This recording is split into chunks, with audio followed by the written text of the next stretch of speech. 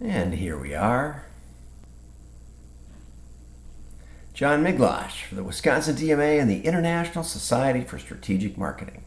Well, I'm on the road today. I'm in Boston. As I mentioned I would be last night, we went to the tavern at the end of the world. We may use that one again because it really seems like a fun place, very happening, and it's still okay for a conversation. Authentic Irish pub. The first two people I talked to in it were from Ireland. So it was great, and there was great parking. So thank you again to the tavern at the end of the world in Boston. We had a great time. Bye-bye. Okay, so let's move on. The Hustle does a little thing with weird ways to spend money, and today's weird way was Bluetooth-enabled rosary. $110. Yes, the Vatican partnered with Acer to develop the e-rosary. And I thought, well, it's too bad they don't have a picture. And they don't. It connects with a phone app, Android or Apple, and it displays the prayers on the screen. But I did find it over here. This is it. And there's some better pictures. This is a great picture. It's a charging stand. And, even male is okay. Not male or female, I suppose. It looks mostly kind of clunky, because I thought maybe this was an opportunity for orthodoxy, because where'd mine go? Oh, I took off sometimes when I took off my shirt, it slides around. But anyway, I got one here. So you can see it? Yeah, prayer beads, and but it is not Bluetooth enabled. It only has a little aluminum cross. And it's great for traveling, especially when you're taking off and landing. Anyway, what do they think of next? Basically, that's the bottom line on here. Okay, so now let's go over to the oops, and I gotta go back to OBS and change the window, and that's how we do it. Bing, like that. Okay, International Print Day is coming up on the 23rd of October. Starts on the 22nd at 6 p.m. In New Zealand, or 6 p.m. Eastern time.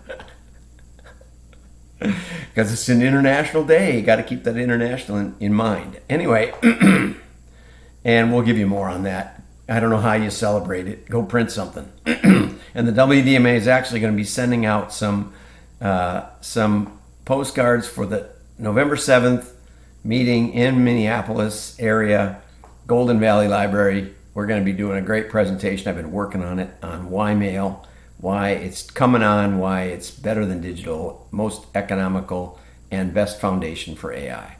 Okay? So, see you there. Okay, Smile Club takes the dental crown as the worst IPO of 2019. We did an article the other day that talked about how if a company, a startup fails, it's because we've lost sight of the customer. And I said, there's a lot of other factors. Companies can fail for all sorts of reasons.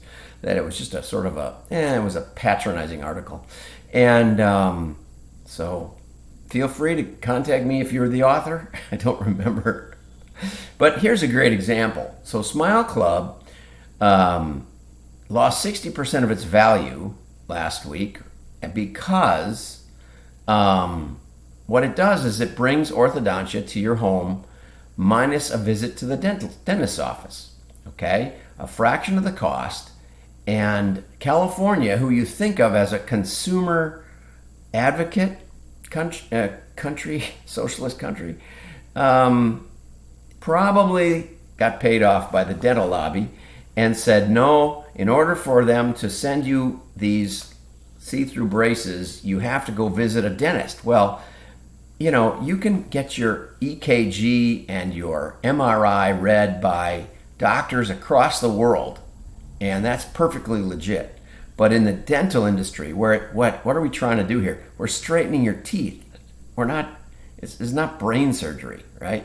And it's incremental with these shaped things to your mouth, whatever you call them. They're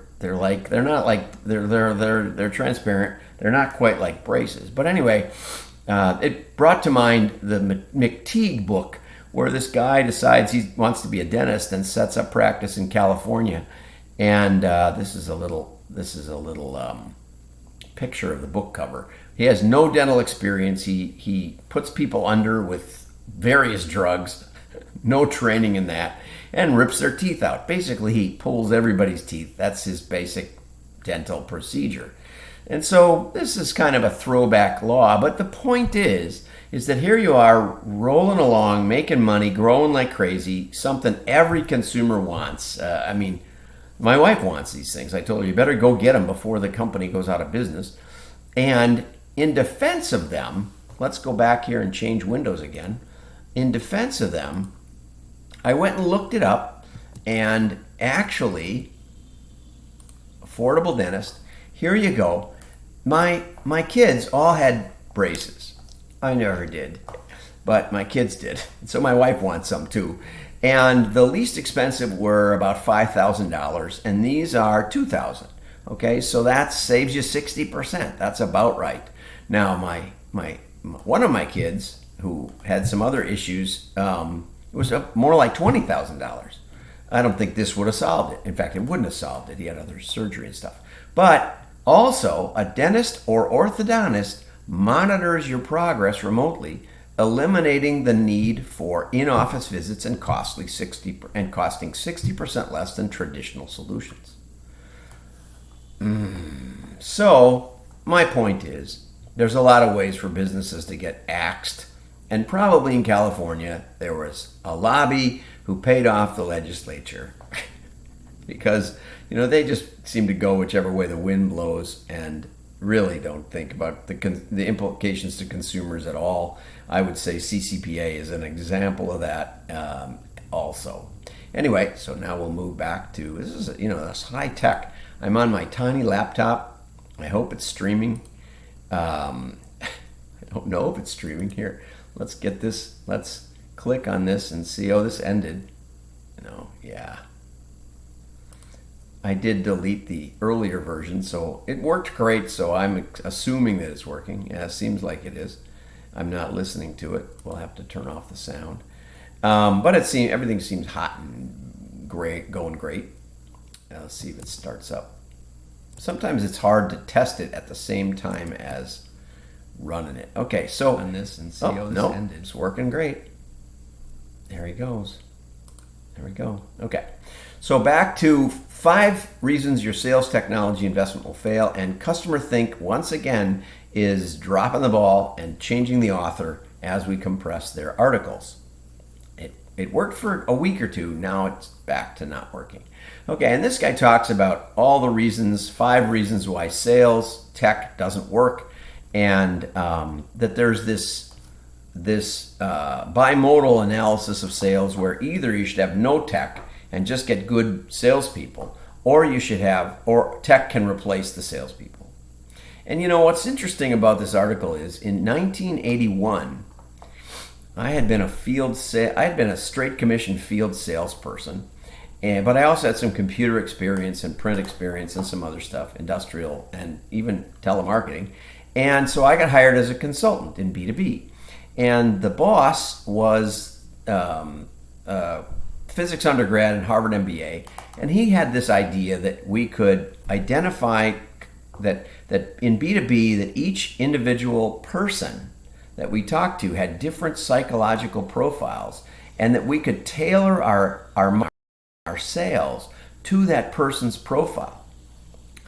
And we could time what they're going to be interested in, and we could predict the product that they would want next, and we could use all this AI kind of thinking. This was in 1981. And I said, that sounds really nuts to me.